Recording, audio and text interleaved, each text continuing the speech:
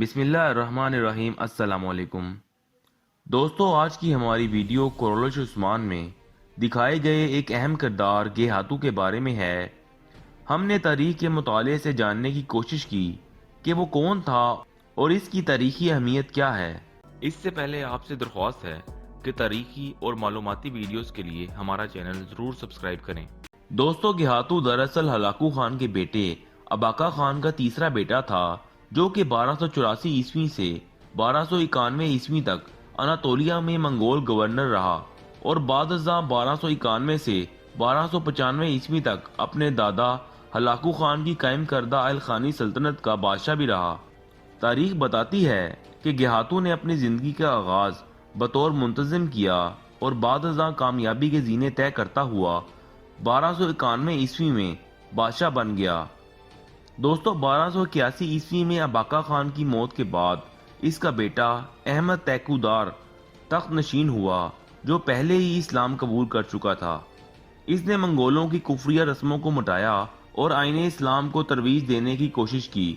سن 1283 عیسوی میں 3 سالہ حکومت کے بعد احمد تیکودار کے بھائی ارغون خان نے ایک سازش کے تحت منگول امراء کے ساتھ مل کر اپنے بھائی احمد تیکودار کو شہید کروا دیا، جس کے بعد ارغون خان الخانی سلطنت کا چوتھا حکمران بنا، جس نے 1284 عیسوی سے 1291 عیسوی تک حکومت کی۔ ارغون خان نے اپنے دور حکومت میں گیہاتو کو اناطولیہ کا گورنر مقرر کیا، جس نے نہ صرف یہ کام بخوبی نبھایا بلکہ سلجوقی حکومت اور تمام ترک قبائل پر بھاری ٹیکس نافذ کرتے ہوئے ان کی تمام بغاوتوں کا بھی قلع قلم کیا، جس میں 1288 عیسوی میں سلجوقی حکومت اور امیر کرمان کی بغاوت قابل ذکر ہے۔ اناطولیہ میں ہی اسے اپنے بھائی ارغون خان کی ہلاکت کی خبر ملی، جو ایک لا علاج بیماری میں مبتلا ہو کر سن 1291 عیسوی میں فوت ہوا۔ اس اطلاع کے فوراً بعد گیہاتو نے فوراً اناطولیہ سے آذربائیجان کی طرف کوچ کرنے کا فیصلہ کیا۔ جیسے ہی ترک قبائل تک یہ اطلاع پہنچی کہ گیہاتو آذربائیجان کی طرف کوچ کر رہا ہے، تو تمام ترک قبائل نے بغاوت کا اعلان کر دیا اور غالباً کرولش عثمان کے دوسرے سیزن میں گیہاتو کے سامنے ارغون خان کی موت اور ترک قبائل کی بغاوت کی منظر کشی کرنا اسی واقعے کی طرف اشارہ ہے۔ اناطولیہ میں بغاوت کی خبر سن کر گیہاتو نے واپس جانے کا فیصلہ بدلتے ہوئے ترک قبائل پر حملہ کر دیا اور ان کی بغاوت کو کچل کر رکھ دیا۔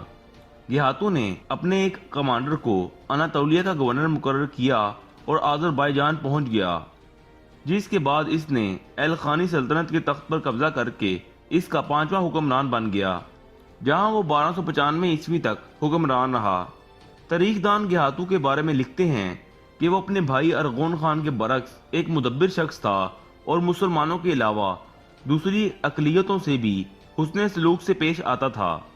بہرحال دوستو، تاریخ بتاتی ہے کہ 1295 عیسوی میں گیہاتو کے چچا زاد بھائی بیدو خان نے چند منگول سرداروں کے ساتھ مل کر گیہاتو کا تختہ الٹ دیا اور الخانی سلطنت پر قبضہ کر لیا، جس کے بعد گیہاتو کو گرفتار کر کے قتل کر دیا گیا اور اس طرح تاریخ کا یہ کردار اپنے انجام کو پہنچا۔